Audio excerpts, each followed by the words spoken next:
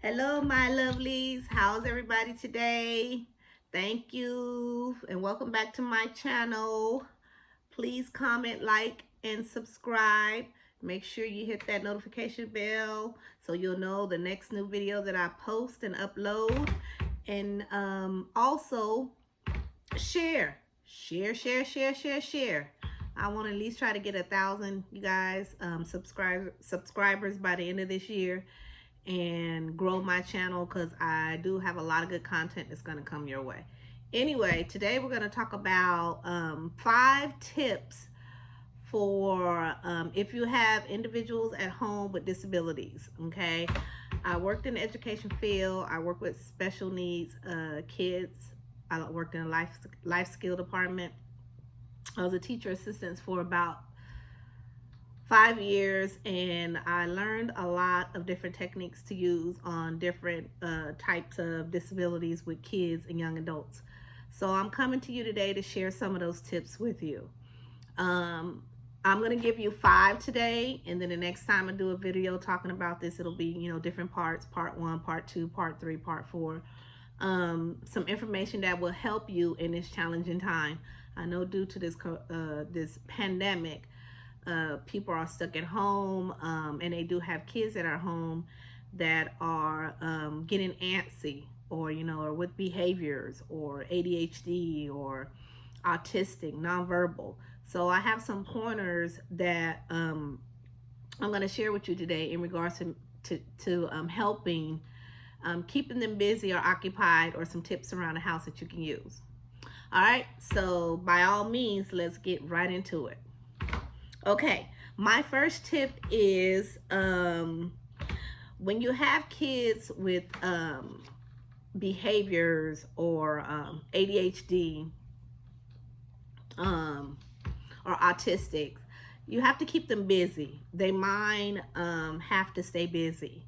So one of the things that I used to do was provide them with different tasks to keep them occupied. Of course, when you're in school, there's a different type of setting. You're learning, we're educating them. We have different kind of things that we give them to help them in the areas that they need to excel and grow in. But when you're at home, you can come up with different things around the house that will help you. So a task, a task. We call some of the things that we gave to our kids task box. Okay, you can find some simple things at home that you can use. Now I'm going to show you my lip balm containers that I use as an example of what you can come up with around the house to create, to give them something to do. These are my lip balm containers. Okay, as you can tell, some of them are turquoise, some of them are clear. Well, you can give them something like this to sort, and then after they sort them, they can put them back together. So you can have them do this several times and then find something else to give them. So for example, you can give them this, they can take it apart, put the container on this side and the lid in another container. Okay, then once they finish separating them, you can have them put them back together. Okay, and put it back away. Okay, that is what we call a task. Okay, you find different things around the house. You can also do it with like pens. You know how some pens have a top that go on them? You can go to the 99-cent store, or if you have a pack of pens or several packs of pens around the house, you can have them take the top off, separate them, and then you can put them back together. Same thing with crayons. You can use crayons, separate them by colors. You can get a box of crayons like this, several boxes if you have them, 99-cent store, have them separate them by color.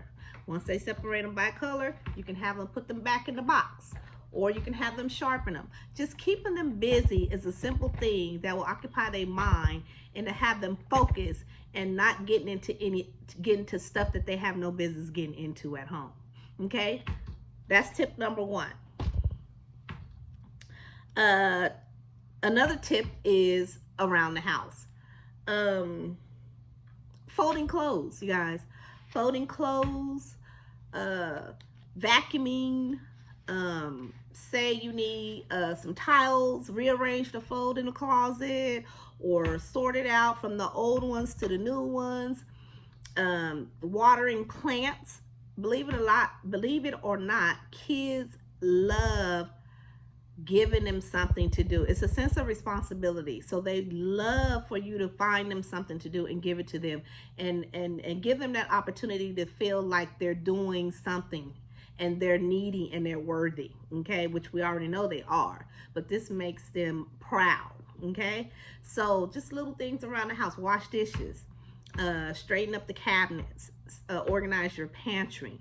Just simple things that's not gonna, take a lot of somebody overseeing for them to do. And this can be a chore, but it's just a thing about keeping them occupied. All right. Tip number 2. Tip number 3 is you have to have a lot of patience. Okay, guys? You have to have a lot of patience when you're dealing with individuals with disabilities. Okay. You have to be able to understand that their thinking and their mental status is totally different from yours. All right. So that's tip number 3 is patience. Okay. A lot of it. I tend to have a lot of patience. I don't know why, but I do. Tip number 4.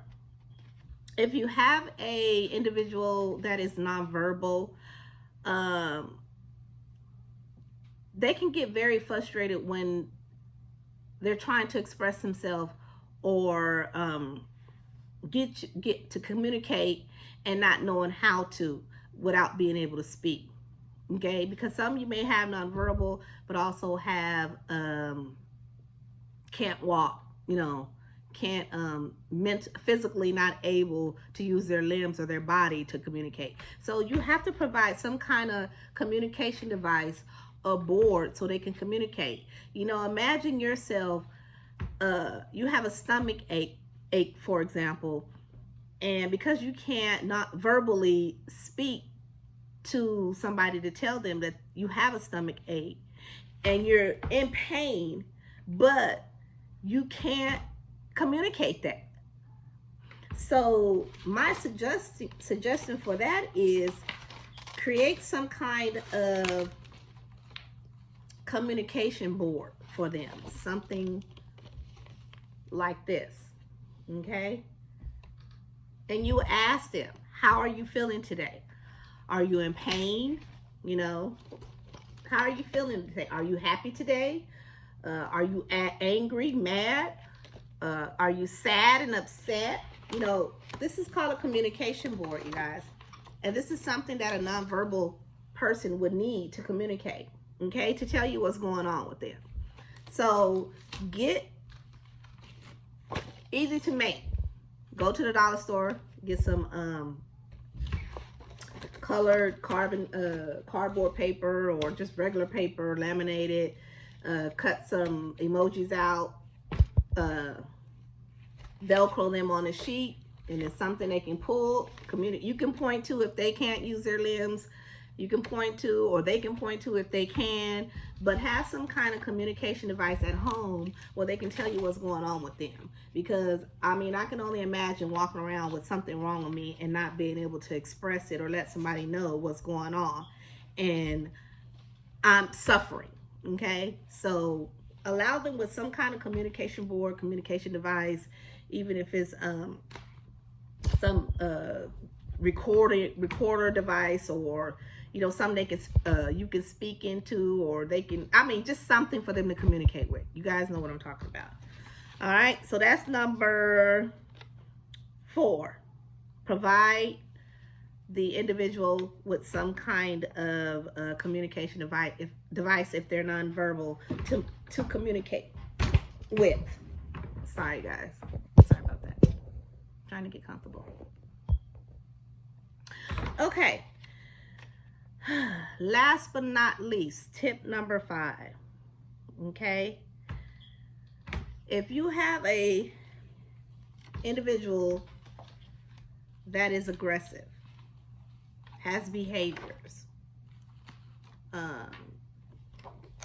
I'm not going to use any acronyms because most of you guys probably don't know if I use them, who doesn't know how to express themselves, been through a lot of trauma in their life, um, just a very bad behavior person. The worst thing, excuse me, sorry guys, went down the wrong tooth.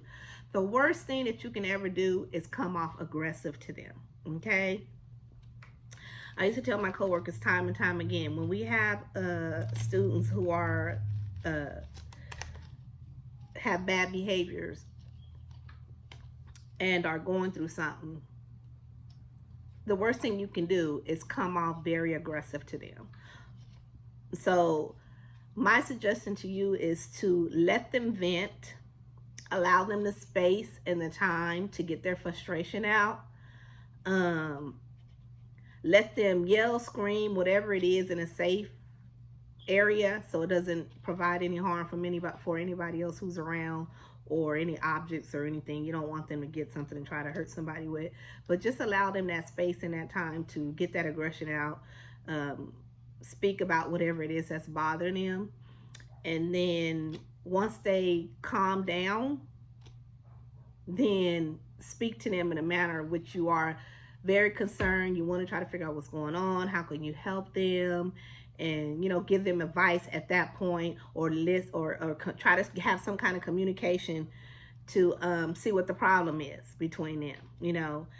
You would get a better reaction than you coming at them very aggressive, like because they're throwing a tantrum. Now you're yelling and screaming at them, what's going on, what's the problem, why are you acting this way, you need to go do the, that's not the proper way to deal with it, because all it's going to do is escalate and make the situation even worse.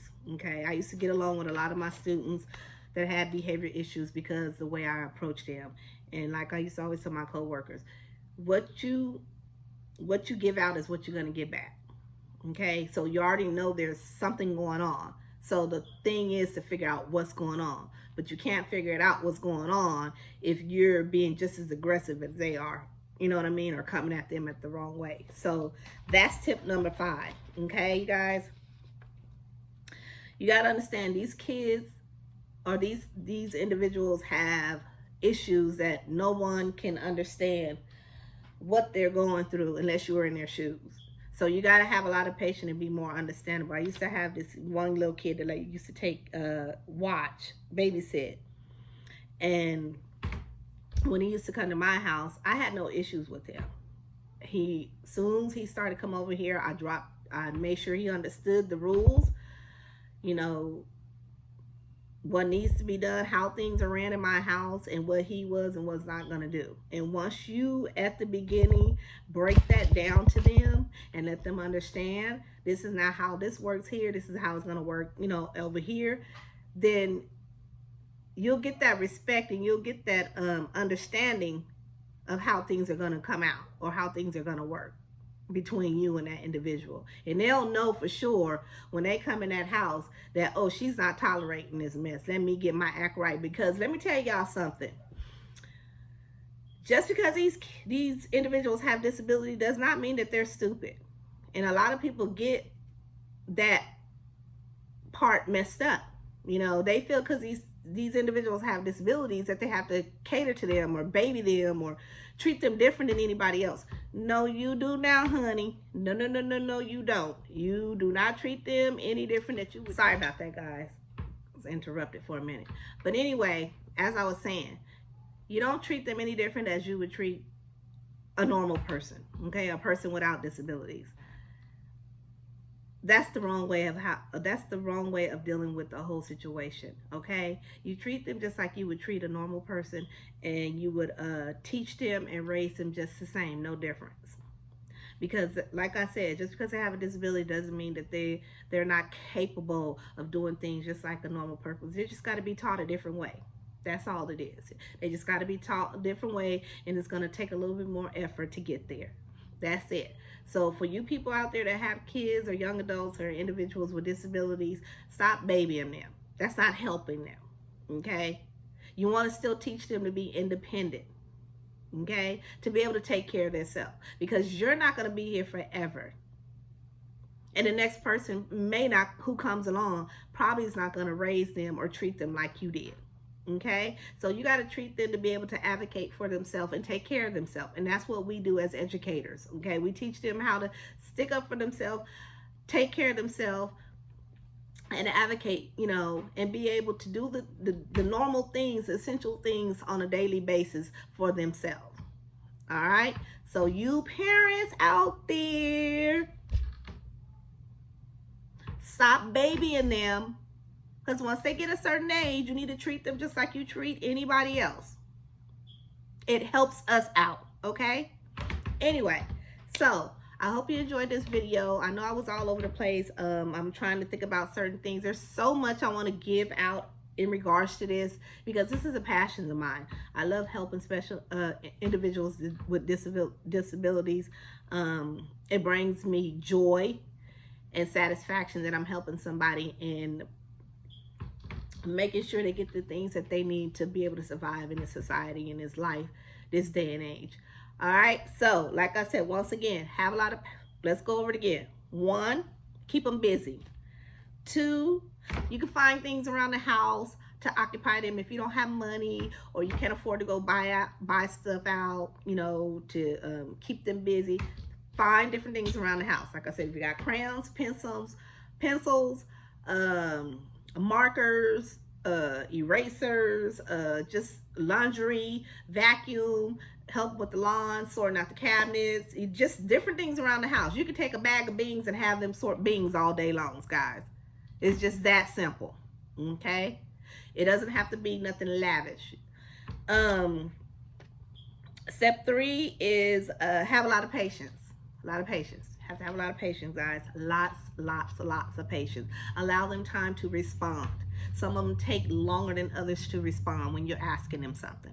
Be patient. I had to learn that when I first got in the education field. Okay. Step 4, nonverbal. Provide them some kind of communication device, whether it's a board, whether it's a device like technology. What do you call those little? Oh, I can't even think of the name of them. I haven't been in work so long. Can't think of the name of them. But anyway, some kind of communication device so they can tell you what's going on with them. Okay. Number 5, when you're dealing with kids with behavior, this is a big one. Do not come off aggressive with them. Okay. Let them vent. Let them have an area where they can let out whatever aggressions that they have out, and then your response is not to respond how they're responding. Your response is to be patient, be calm, and let them vent, get out their aggression. And once they calm down, then you come and ask them what's the problem, because I'm gonna tell you get a better response than you would if you come in aggressive. Okay, if you're coming with that behavior and that yelling and screaming back at them, you're not gonna get nowhere. Trust me, try it. Comment below once you do and let me know how it turned out. Anyway, and then you can also create, like I said, different things at home that they can do. Like I said, a communication board you can point to. You can make some stuff that they can just real simple, print out some different pictures, put the word across where they can match, guys. Thank you, Io. I love you. Just different stuff you can create. Keep them busy at home, guys. Simple, easy. It makes a big difference. And trust me, they'll appreciate it instead of just sitting there not doing nothing all day. All right? Don't forget, like, comment, subscribe below. This is part 1 of tips for people with